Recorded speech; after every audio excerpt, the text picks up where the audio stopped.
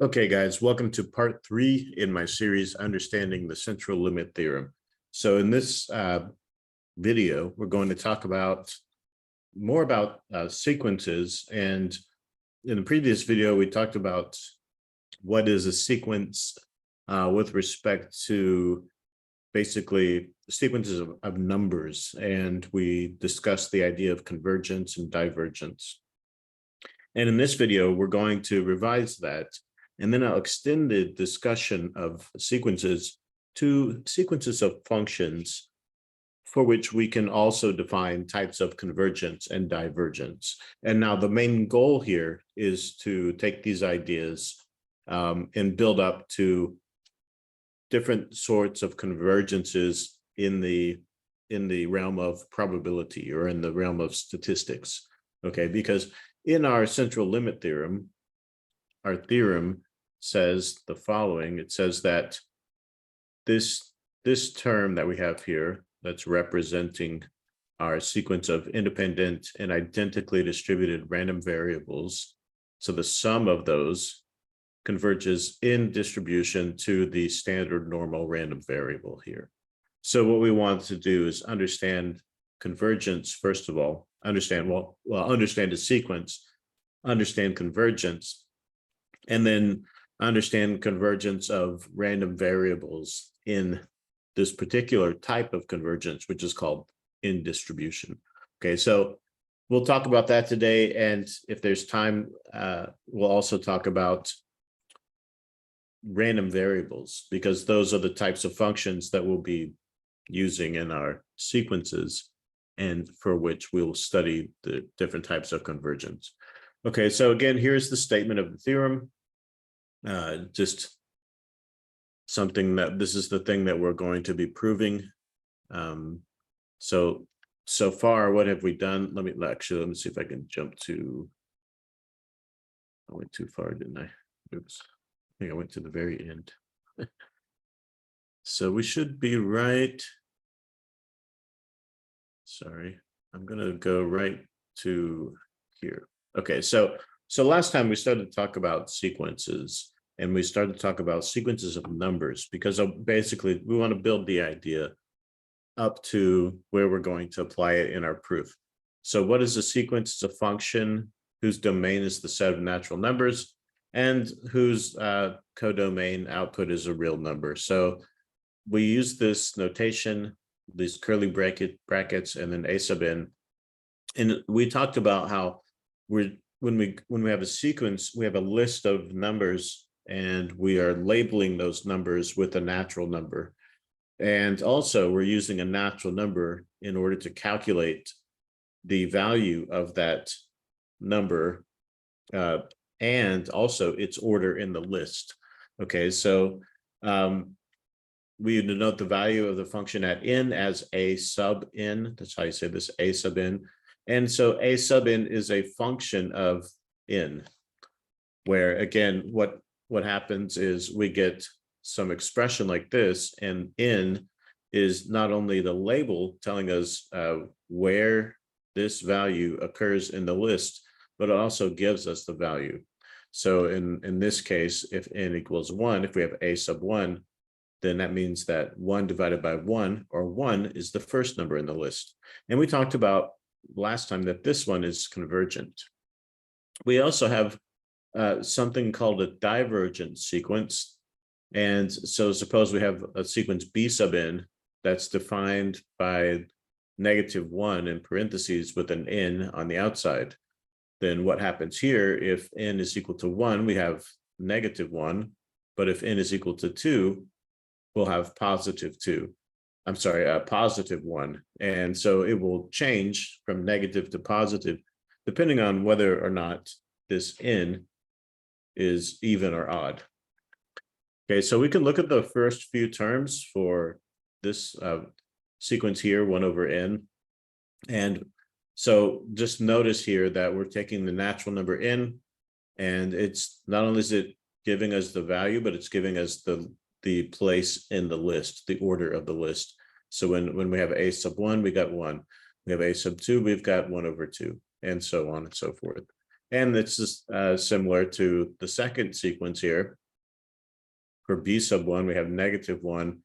For b sub 2, we have +1. And that's going to continue on until we stop counting, basically. Okay, so what could happen here for 1 over n is that as n gets larger, this fraction will become smaller and smaller, and we say that it would go to 0. And we can also talk about it as the limit, right? When we talk about this n getting larger, I could also write down that the limit of this function, this sequence rather, function, the limit of this sequence as n goes to infinity, so meaning it can get infinitely large, 1 over n, this is going to be 0. Okay, so as this n gets infinitely large without bounds, the limit of this sequence is 0. And so it converges to 0. On the other hand, looking at our second example here, this one, it's alternating from -1 to +1, -1, +1. And it does that is forever, basically. So think about it like that. It just continues on like that forever. And so we say that this one is divergent.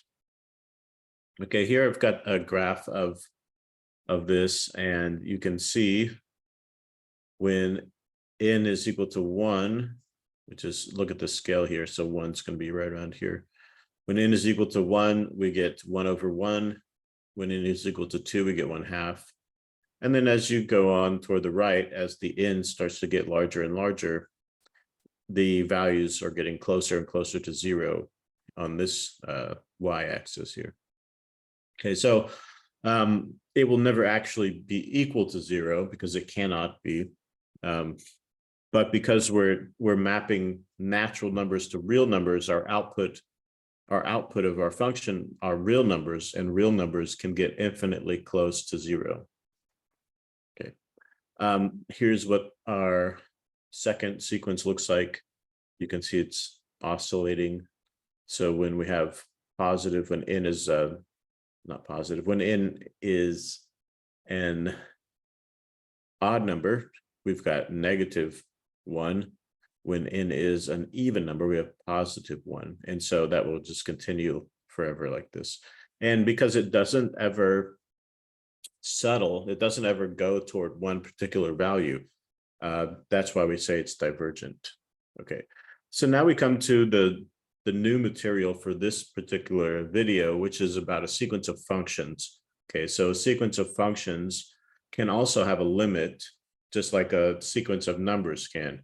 And a sequence of function is what we'll look at when we prove the central limit theorem, because when we look at the central limit theorem, it says we have a sequence of random variables, and random variable is a type of function. Okay, so a sequence of function is just a collection of functions which also has a label. So we have 1, 2, 3. So these are natural numbers mapping to the function. And they're defined on some common domain D. And typically our domain when we talk about the domain, we talk about the domain for the x value of the function. Okay, so the n, of course, the n is only in the natural numbers, but our function itself will also have an x value, which will be in the domain, whatever we set our domain to be. So the domain could be all real numbers, it could be a subset of real numbers. It just depends on where we want to focus. Okay, so then we get, for each natural number, f sub n is a function from our domain to the real numbers. Okay, so our first example here is a sequence of functions rather, f sub n of x, where our sequence of functions has nth term equal to x to the n power. Okay, so here you can see, what is our domain? Our domain could be all real numbers, because this particular function can have any input value, or we could restrict the domain if we want to only look at how this function is behaving in some particular interval. So you can see that if we allow our n to vary, so as we go through the items in our sequence for n equals 1, 2, 3, again, the natural number n is mapping not only the order to the elements in the list, but also it's mapping in this way, it's mapping a different function, which will give us different outputs. Okay, so when n equals 1, we just get f sub 1 of x equals x. So this is just a line of symmetry. When n equals 2, we get this parabola. When n equals 3, we get a cubic polynomial. So basically, we're getting like the power functions, right? Power function as n increases. Okay, so the next thing we can think about is that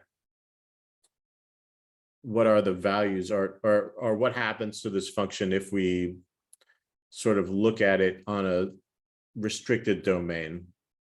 Okay, and so here what we want to do is we're going to restrict the domain from, let's see, we're going to restrict the domain to the subset 0 to 1. So from 0 to 1. So our domain, I'll call it D, is going to be from 0 to 1. And we'll be able to see that this has a particular behavior when we're on this interval from 0 to 1. So for example, hold on a second, let me write this again. So if I look at the limit of this function as x goes to n, so f sub n of x, x to the n power. Now, if my x, okay, so I'm saying as x goes to n, don't I mean something else by that? I think that's not correct. Hold on.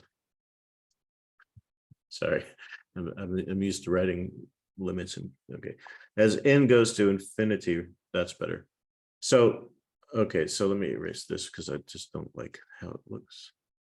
So the limit as n goes to infinity, and then I'm going to let x be in this domain from, first of all, from 0 to 1. Okay. Now, so what's happening here as I let the n get extremely large on this interval? So here's my n, right? So what's happening is it looks like this. Let's see if I can draw it here. So if my x is between 0 and 1, well, if x is 0, then no matter what n is, what should I get? I should get 0, right? So starting from if x is 0, no matter what n is, then I'm going to get 0. Okay. Now, what if x is 1/2?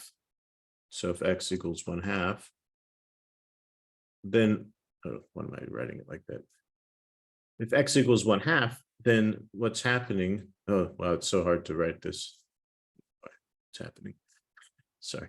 If x equals 1/2, then we have our n here. And what happens to this fraction as n gets larger and larger? So you can just kind of like think about it.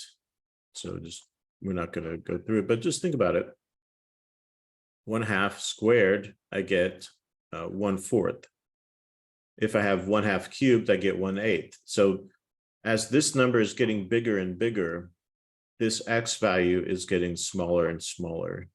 So because we restricted x to be between 0 and 1, then as the n gets larger and larger, the function goes to 0.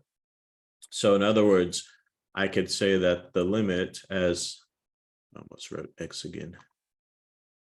The limit as n goes to infinity for our sequence of functions here is equal to 0 for x between 0 and 1. All right, so that doesn't include 1 though, because what happens at 1? Well, if x is 1, so let me erase all that. If x is equal to 1, then it doesn't matter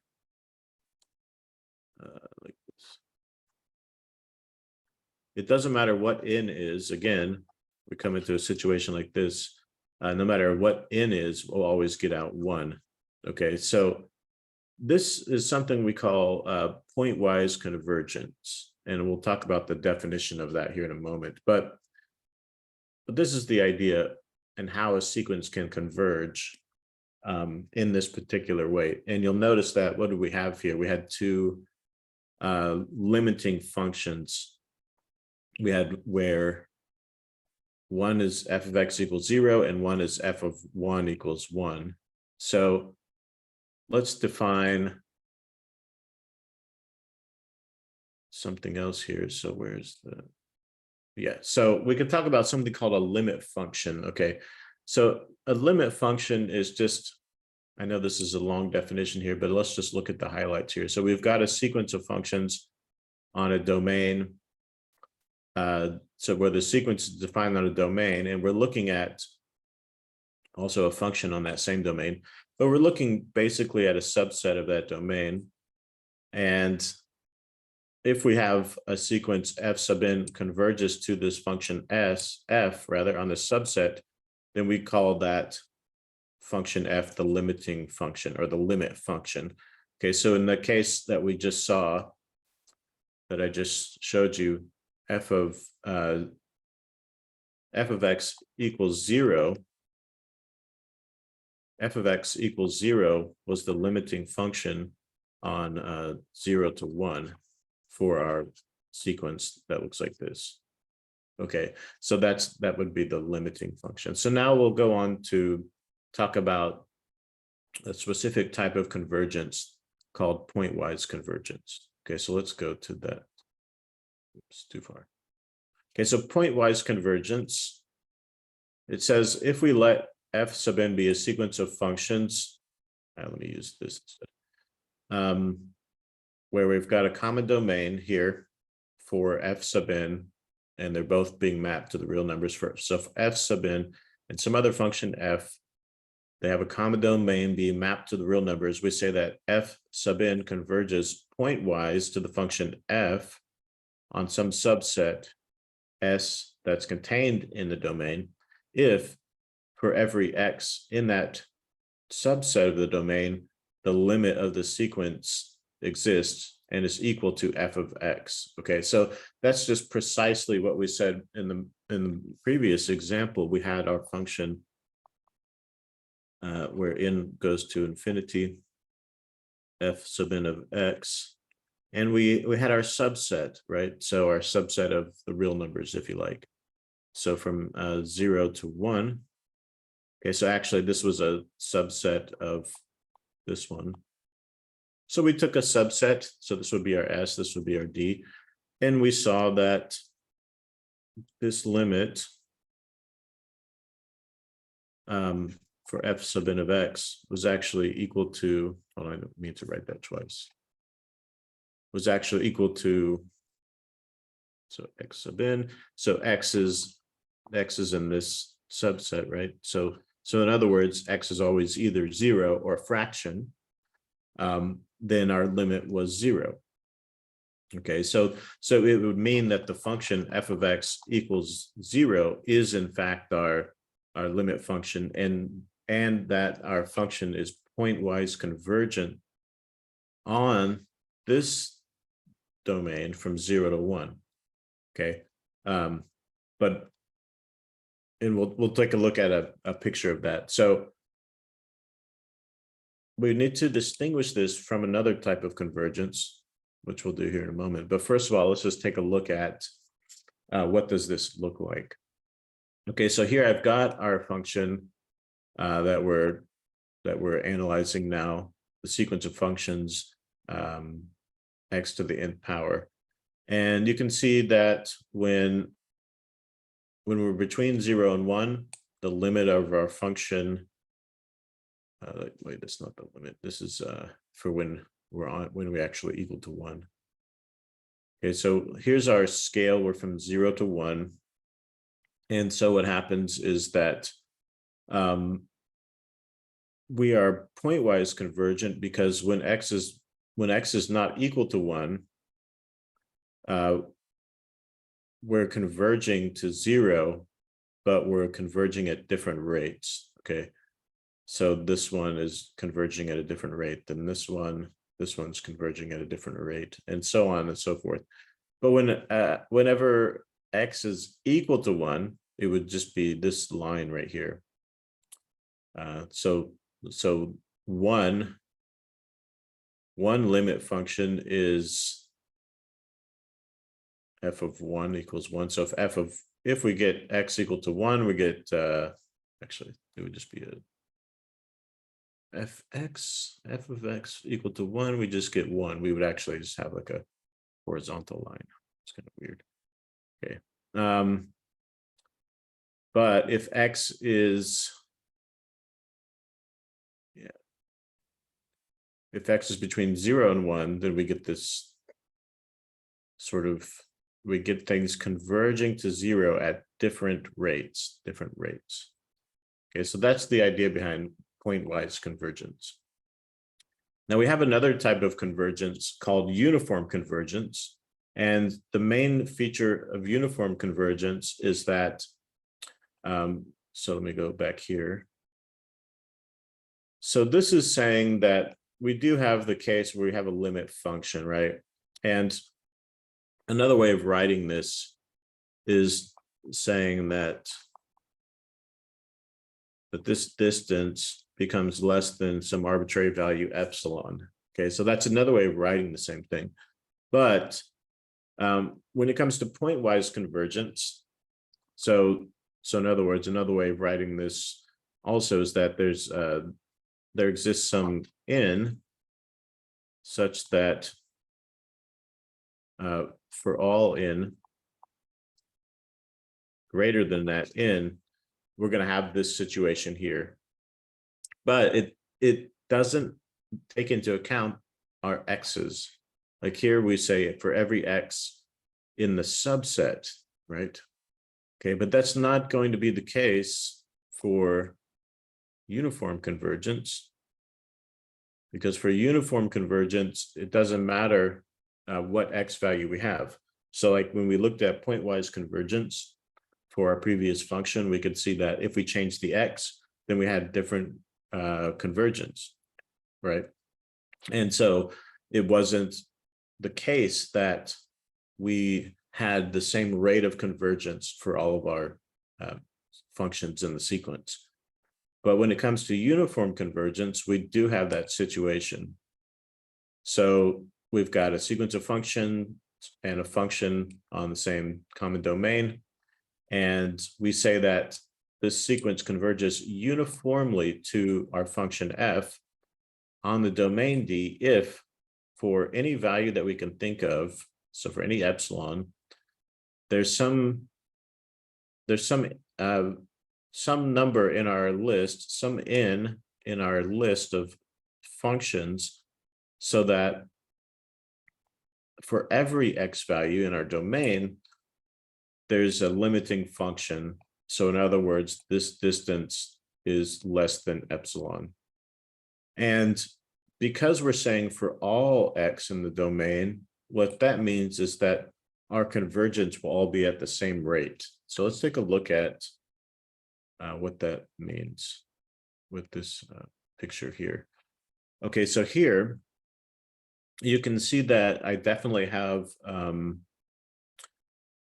limiting function, maybe from, if you look at, let's see, if we go here, if we say let n go to infinity, then my limiting function here would be x, right? So here, this line right here. So if I let n go to infinity, that blue dotted line rather. So if I let n go to infinity, then my limiting function would be x. But for any x, I can see that basically you can think about it like this. I've got my limiting function x, right? And then I'm subtracting off fractions of x as I get further in this direction. So as I go here, and notice the scale is like from 0 to 1 again, right? As I get further to the right, you can think of it like I've got smaller and smaller portions. But the thing about this is that these are all converging at the same rate to this line y equals x, or f of x equals x. So uniform convergence, in contrast to pointwise convergence, ensures that the convergence happens at a consistent rate across the interval, so that once we find a large enough n, then the difference between our limit function and any function in our sequence will be within some specified tolerance level or some specified epsilon. Okay, like we said. Okay, so this idea of the same rate of convergence, this is what makes it uniform. Whereas with pointwise convergence, that means that at each point in the interval, the sequence of functions is getting closer to some final value, but it doesn't mean that it's happening at the same rate. So uniform convergence means that this all happens at the same speed for all the points in the interval. Okay, so in this case here, if I go back, so in this case, the sequence of functions f sub n of x equals x to the power n is pointwise convergent, but not uniformly convergent, because it does not converge at the same speed for all points in the interval from 0 to 1. So they're all converging at different rates. Whereas in this example, they're all converging at the same rate.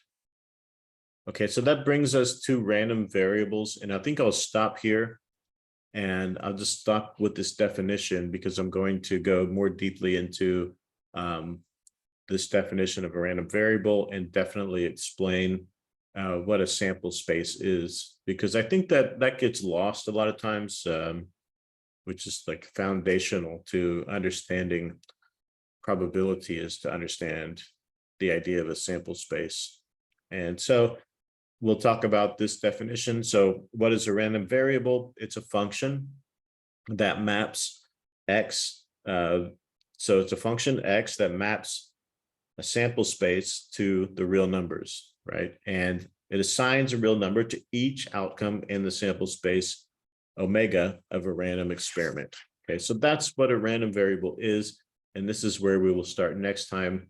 We'll look at some of the basic foundational axioms of a sample space.